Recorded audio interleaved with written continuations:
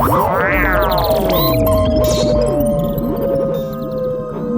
like I'm getting requests to like schedule co-writes, and it's like I'm scheduling co-writes from people that live like thousands of miles away from each other, and they're just connecting on their computer and writing songs. It's like really neat to watch. Takes a village. Takes a village to write a song. Takes a village. I like that. To raise a song.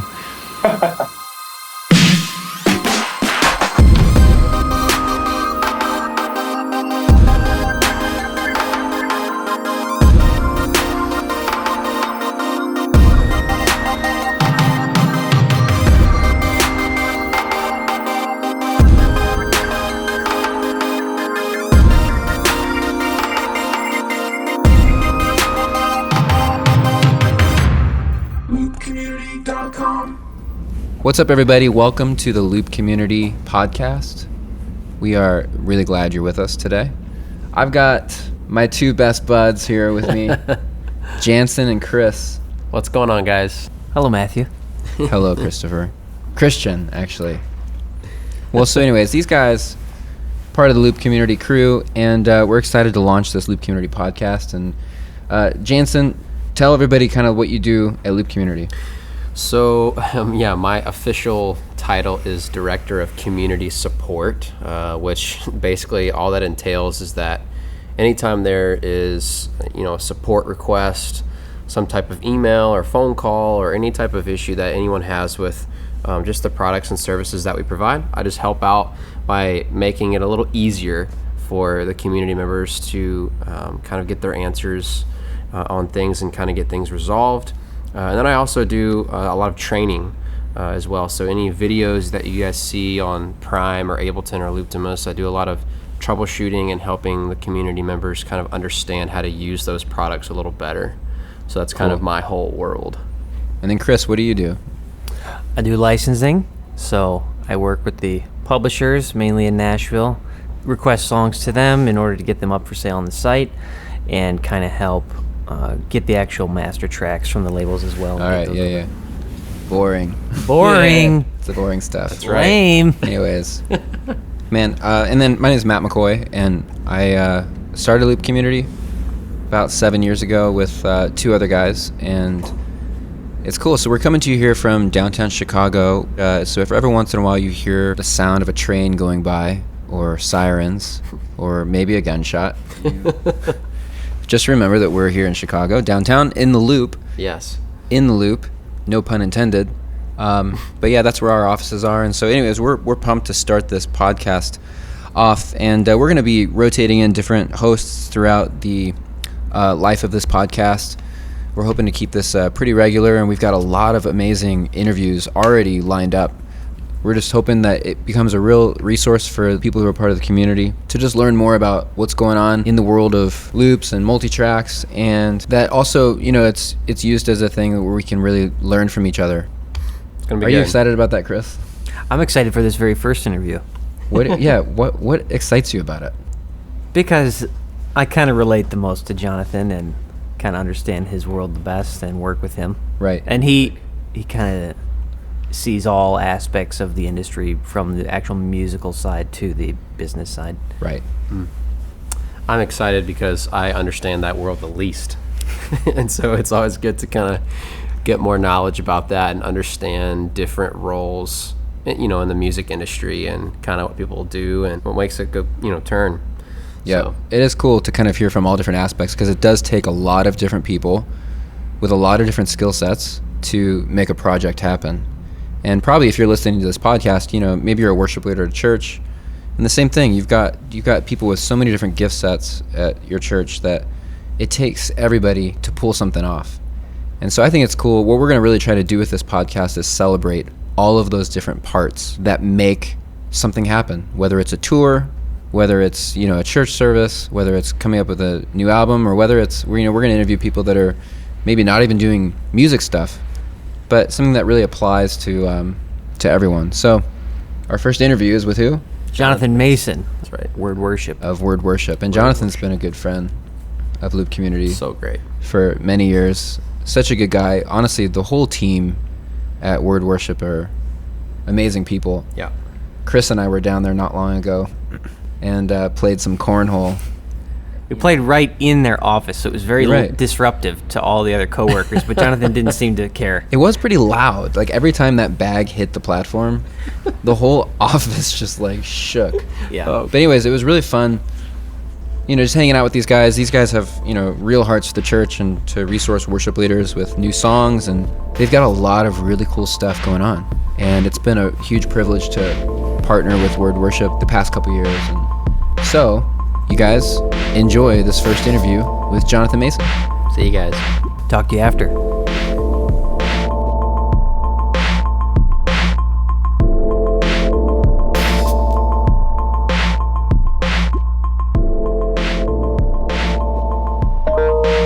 Ta-da! Stop that. There we go. Here we go. All right. Well, Jonathan, it's great to have you on the podcast. It's good to be here. Thanks. Thank you so much for joining us. You're coming to us from where? We are in Nashville, Tennessee. Good old Nashville. Good old Nash Vegas. So you and I go back a couple years. Do you remember how you and I met? Oh boy. I think we met. It was indirectly through the band I was playing with, maybe 4 or 5 years ago. But the drummer in our band was actually contributing to Loop Community at the time, and I think we came through Chicago. And I'm not even sure if I actually met you that time or if it was just him. But I just remember crossing paths with you back then through my drummer Andrew. Right. Yeah, I think it was through the band. Andrew Pica, or Pica, is it? Andrew Pica, yep. He's actually now with Jordan Feliz playing drums for him. So he moved on to bigger and better things, kind of left us high and dry. No, I'm just kidding. But I think we did meet at Intelligentsia Coffee, downtown Chicago, when you guys came in to play at a Moody event. Moody Bible Institute. Yep.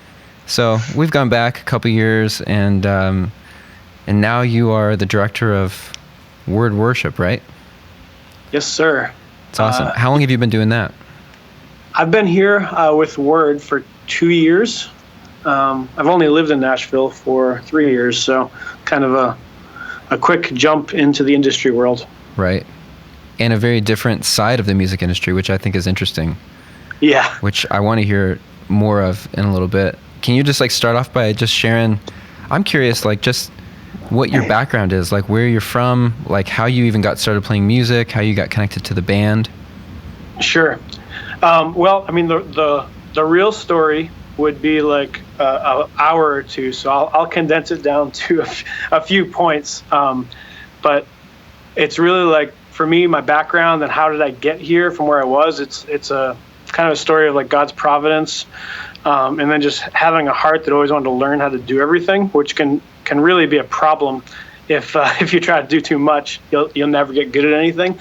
But that was kind of I just always wanted to learn how to do everything, from play a bunch of instruments to understand how sound systems work to, I became a manager of a band and started booking bands. And I feel like I've just done everything that's connected to the music industry. Right. Just learning under different people.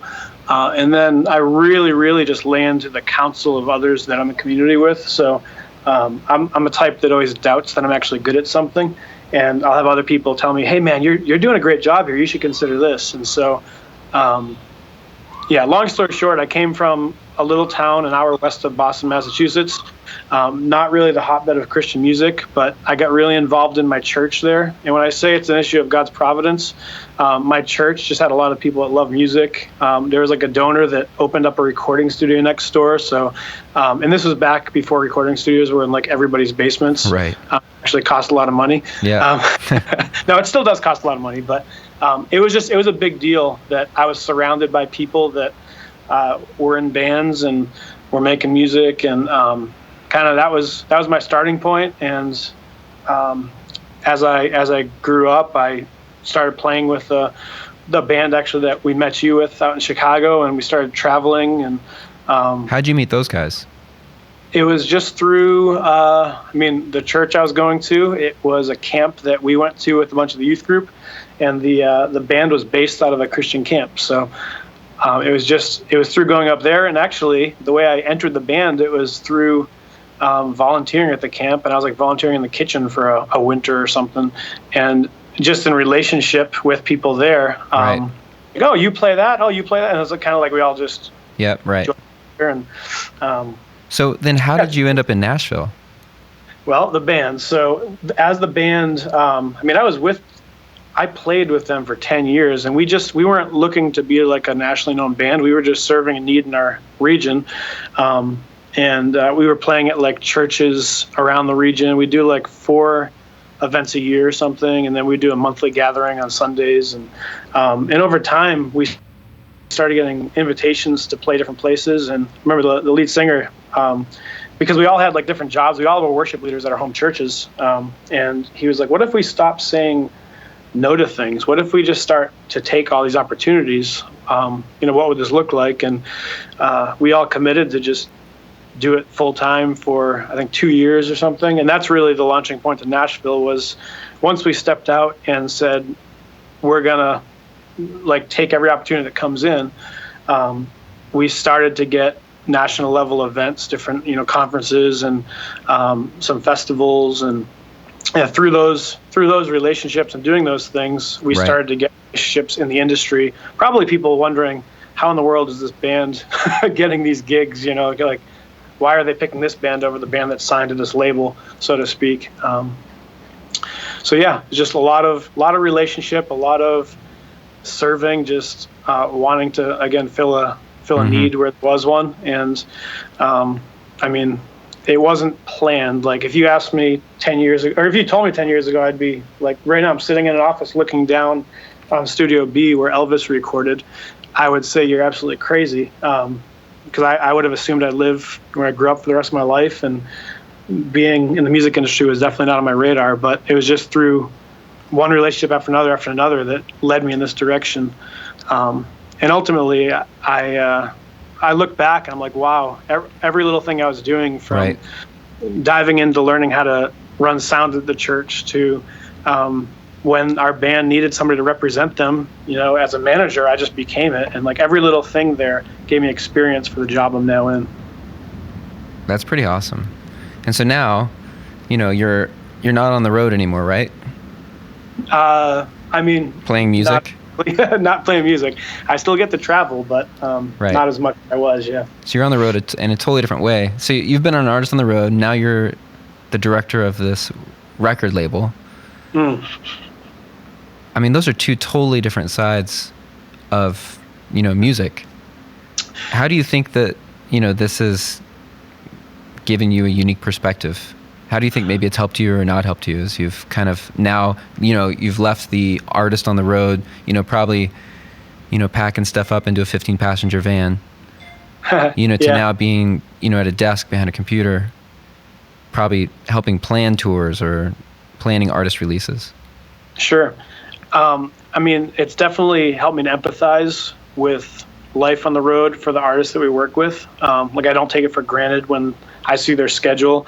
Everybody wants a busy schedule. That's how you support yourself in a sense. It's how you get your music out there. But when I see the busy schedule, it reminds me to pray for them. It reminds me that they're probably leaving their kids behind or families behind. It's just because I've done that. That's something like I feel that when I see the dates come up on the calendar. Ultimately, again, even the reason why I wanted to do the job I'm doing now, it's because I felt like when I was in a band and promoting ourselves, it always just felt weird. It's weird telling people about what you're doing, but for me, it's different surrounding myself with artists and songwriters that are way better than I'd ever be and amplifying what they're doing. I feel like everybody needs a champion. Everybody needs somebody that can spread the word about what they're doing. And so it kind of gives me more of a zeal to do that too. Right. Because I know how important it is. Was that hard for you at all, going from, wanting to be, and you were, like, an artist on the road, to then kind of being in the more like, in the seat where you're like helping other artists thrive? Instead, like when you're in a band, you're really like focusing so much on how do we make our thing go? Yeah. not to over spiritualize things, but I really feel like God's always given me desires that haven't been sinful desires. Like I loved being in the band when I was in the band, but there was a clear moment when, for me, things shifted after I'd moved to Nashville.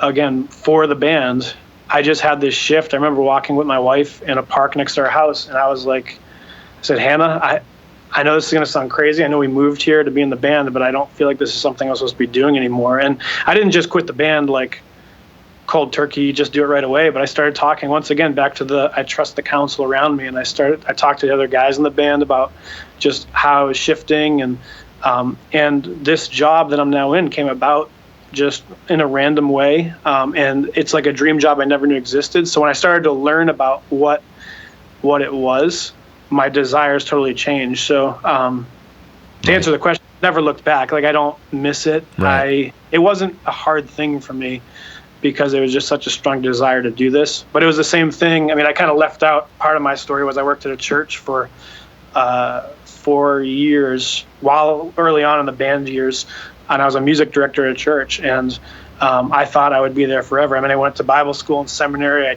trained and wanted to have a big foundation to serve in a local church. And the same thing, through some circumstances, the church job ended. And when the band had the opportunity to go full time, it's like everything in me was like, we need to do this. So right. It's interesting how, I was just going to say, it's interesting how there's so many different ways to lead worship. You know, like maybe you're not the guy up on stage, you know, leading people into worship, but you're flying a desk, helping artists, helping other worship leaders do what they do. Churches all over the world, you know, to sing these new songs, and maybe because it's kind of like how even like people who are running like Pro Presenter at church, like they're leading worship just as much as the people on stage. Oh yeah. So it's cool, by you like helping to find these new songs, get them recorded, get them out. You're still leading worship for so many people and helping churches lead, which I think is really cool. So you listen to a lot of new songs as a record label director, I'm sure. Yes, I do. Do you still get piles and piles of songs sent in on probably not CDs anymore, huh? It's all emails, thousands of emails. There are a lot of emails. Yeah, I mean, I guess it's good, but it's bad and good. Our email has changed. We've had like several different email addresses since I've been here. So The first one I had a lot of emails. Like I don't know how everybody gets random people's email addresses, but currently less people have my email address. So just with our writers alone, I mean, we probably have 3, 4, 5 new songs coming in a day that we listen to.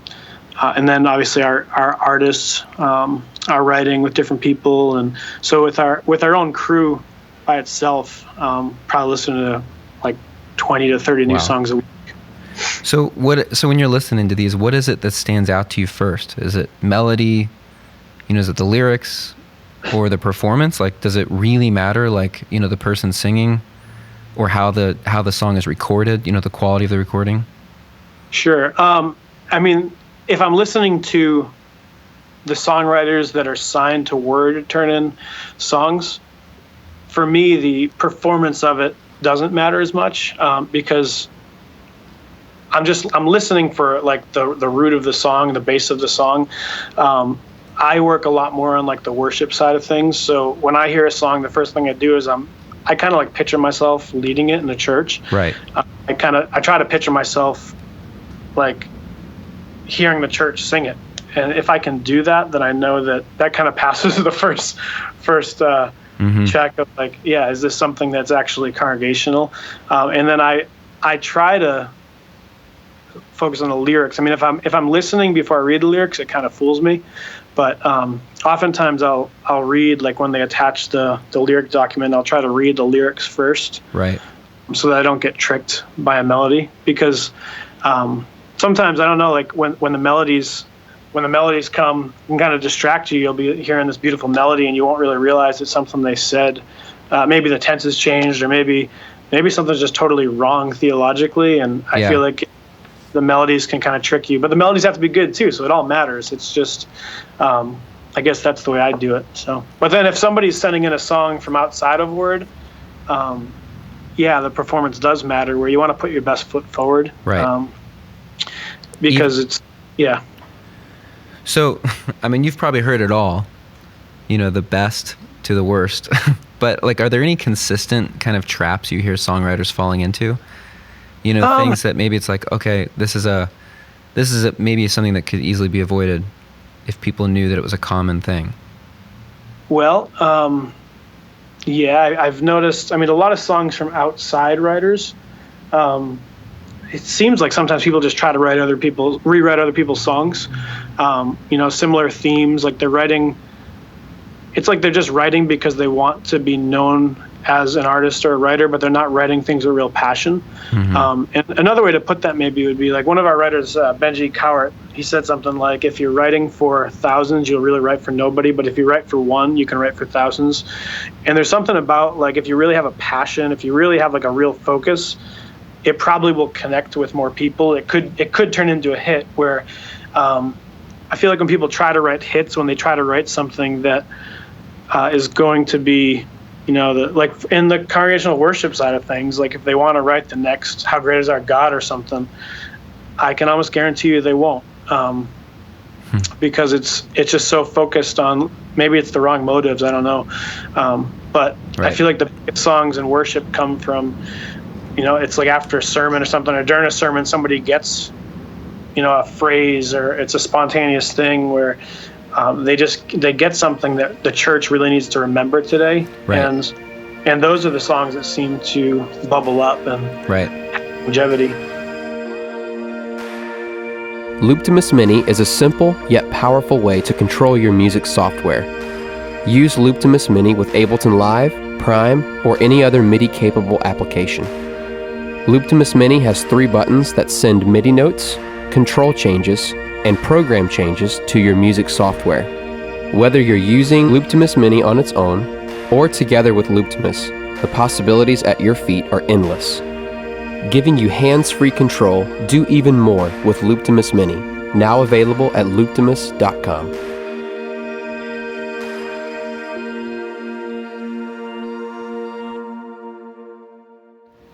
It's interesting because, you hear, if you ever go to any sort of songwriting workshop, or you hear someone talk about songwriting, I feel like a lot of times people talk about how important it is to co-write. Find other writers, write with them. It's like, what do you think? Do you think co-writing is necessary? And if it is, why do you think co-writing didn't happen as much earlier? Because it seems like it's kind of something that's happened more and more in the past 10 years. That's a really great question, and I've tried to understand it more as far as why it didn't happen years ago. I will say, like, this is more in the Christian world it didn't happen. If you look at other genres of music, in the general market, people have been co-writing a bit longer. So I don't know if it's kind of like the Christian genre of music is catching up or what, but I think that it's great. Like, 2 are better than 1. The verse in Ecclesiastes, like talking about, like, if somebody falls down, another one can help them up. Like, there's something about community and about everybody brings something different to the table. So I think it's really great. But your observation is totally true that in the worship side of things, if you look back at the songs that were most sung, like in the CCLI charts in the late 90s, they were all single writers. And then slowly throughout the years, like mid-2000s, people started collaborating more. And now, if you look at the songs that are the most sung in the church, I feel like it's 3, 4, 5 names of people. So yeah, that's so interesting. It's super interesting. I wonder if it's just maybe now there's more people writing Christian music. I honestly have no idea. Or there's just more of a community of connect. Yeah, maybe like people are more connected. It's just interesting because I would think that in a world where everything's becoming more and more just, it seems more and more self-driven, like me. Yeah. You would think that maybe it would actually have started the other way, where like maybe 20 years ago everybody's co-writing, and now it's like everybody's off in their own like island doing their own thing for their own thing. Yeah, and I mean, if you pull back to like a business side, you would think that people would want to own their own song, like just be one person. So through Christian eyes, yeah, it looks like we're working backwards in a good way, where we're working together and we're giving and splitting things up. And I mean, ultimately, the more people you can have connected to a song, the more people you can have to champion it. And on the backside of things, if you have more publishers involved, then you have more people that are working the song. And so it's a really cool thing to see everybody work together. With our technology right now, I mean, I've noticed it more and more, but people are writing like through Skype or FaceTime or Google Hangout or whatever. We have a writer that's based in New Mexico now, and he was writing last week with somebody in Sweden. And like I'm getting requests to like schedule co-writes. And it's like I'm scheduling co-writes from people that live like thousands of miles away from each other, and they're just connecting on their computer and writing songs. It's like really neat to watch. Takes a village. Takes a village to write a song. Takes a village. I like that. To raise a song. Well, so switching gears a little bit, you know, you and I are both running businesses in the Christian music industry. And I know for me, I mean, I was on staff at a church for, probably total over 15 years.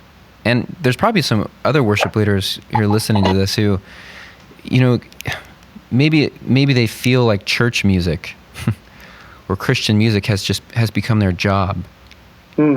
And I wonder, like, what do you do to keep your passion and ministry from simply becoming a job? Because I know that you're not doing what you're doing just for a paycheck.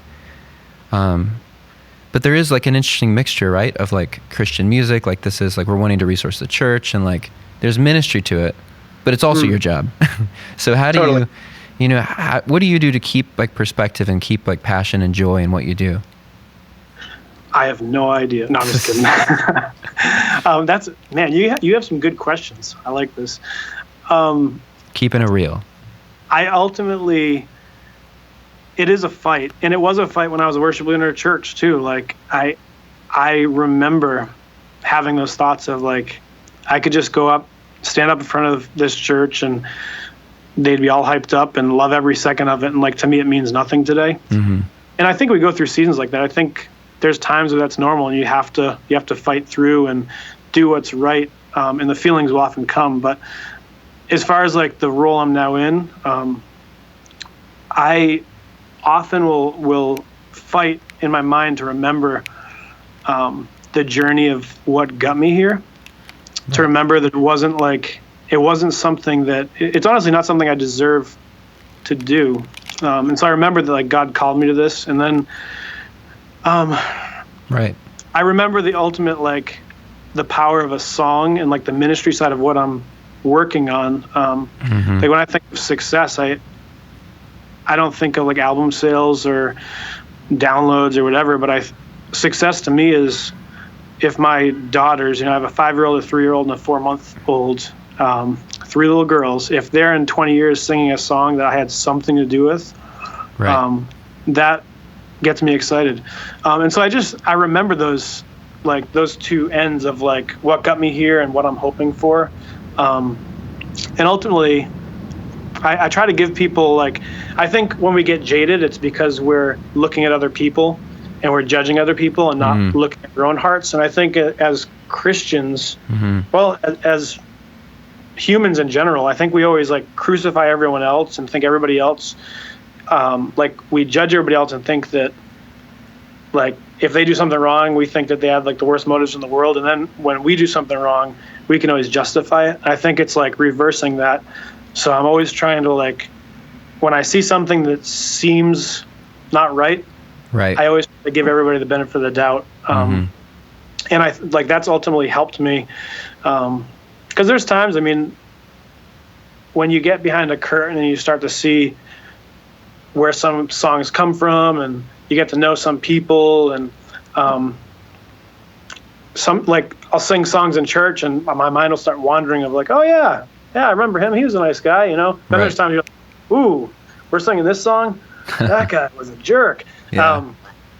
But the other side of that is like, where do our songs come from? If you think of like the Psalms and you think of David, man, if we judge songs by the authors, then it's a slippery slope.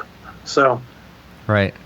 yeah. Did that answer the question? Oh, I don't yeah, know. totally. I totally relate to that. It's funny because just like yesterday, I mean, don't tell anybody this, but yesterday I was in Holy Yoga, which basically it's yoga where they just like play Christian music, and it's Christian perspective yoga. My wife got me going to that. So that's private though, so no one needs to know that. But anyways, but it's funny because that actually happened. Like there was a song that came on that just brought back like a thought that then like it was a very jaded thought, and I thought, oh man, don't go there, and I want to say too that I think for me, when I look back on just my journey of faith, there are songs, I think back to like songs that really like impacted me as a young kid. And when I first started leading worship, and I remember like a song, Did You Feel the Mountains Tremble?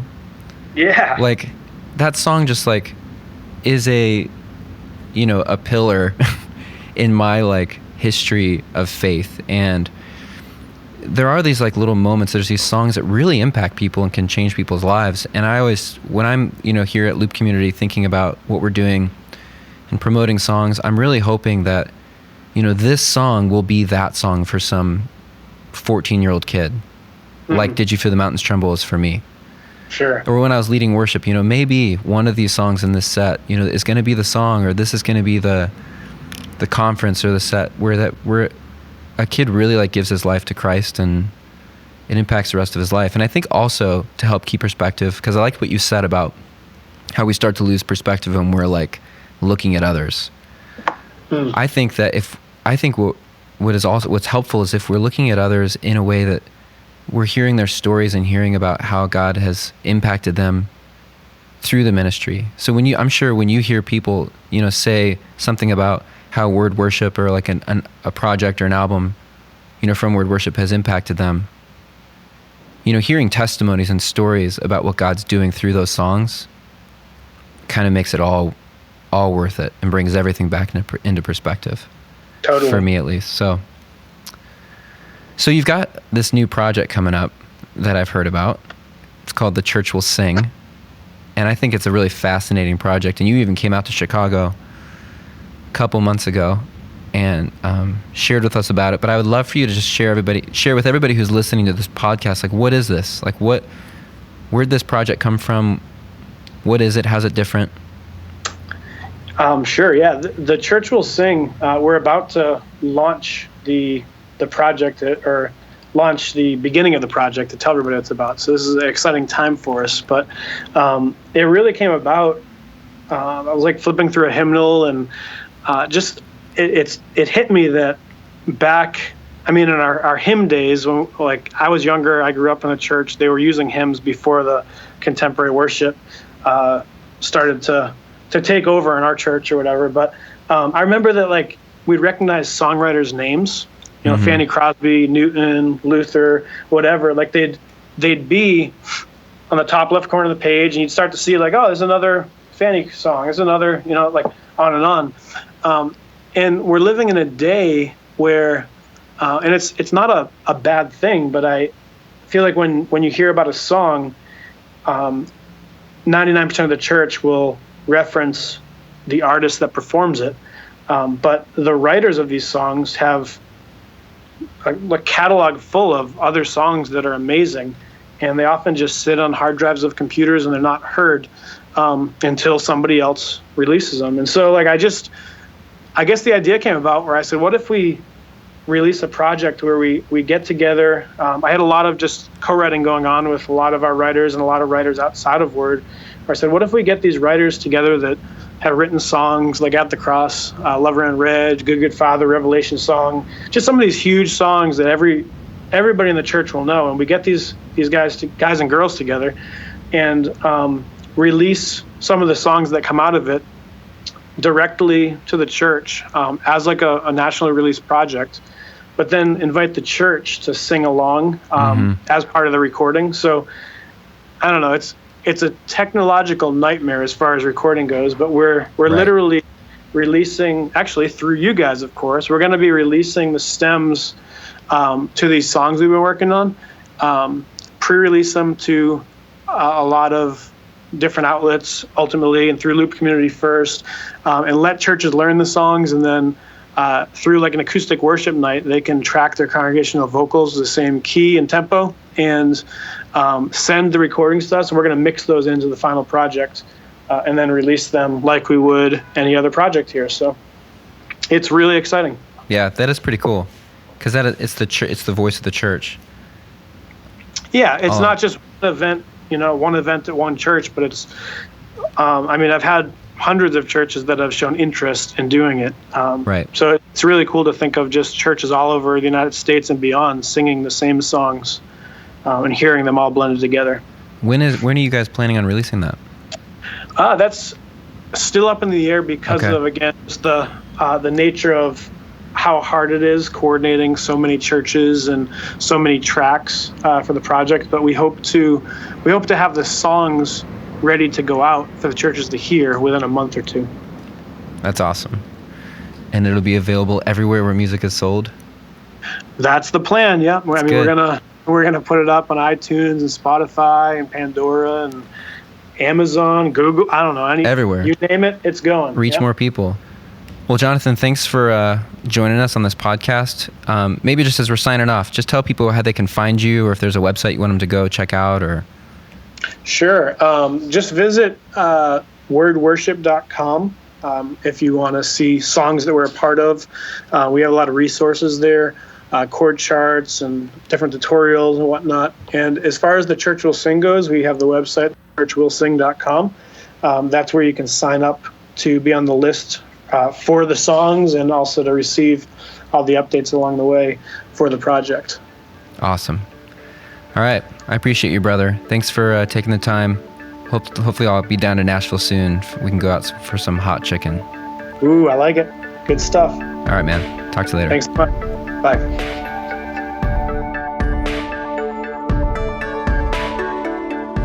All right, guys. Now in this episode, it's time for a segment that we like to call our Contributor Spotlight. We're going to do this every episode, and we just pick one of our community contributors who has been with us and has uploaded tracks that are up on our site, and that they sell really well, and they have a huge impact on the community. So for this episode, we've chosen our contributor, Yaahn Hunter. Yaahn is a great guy that is from Fairfield, California. He's been with us probably a little over a year, and he has done a track. One of his best ones, I think, we'll let you hear it in a minute, is God is Great by Ricky Dillard. Such an awesome song. And he just did a great cover track for that. That's up on our site for sale. You can check that out at loopcommunity.com/yhuntermusic, the letter Y. And so we're just going to take a few moments to hear from him and to see what it is that he loves about Loop Community, and also give you a little bit of a sample of that track. So here it is. Check it out. Hey there, this is Yaahn Hunter Jr. coming at you from Yaahn Hunter Music Productions, located in Fairfield, California. I am a proud contributor for over a year now, and my experience has been nothing less than amazing in my personal production and also in my church ministry. Having stems ready, available right at my fingertips on my cell phone, on my iPad, and of course my laptop. This is Yaahn Hunter Jr. once again coming at you from Yaahn Hunter Music Productions. And I am LC. Peace out.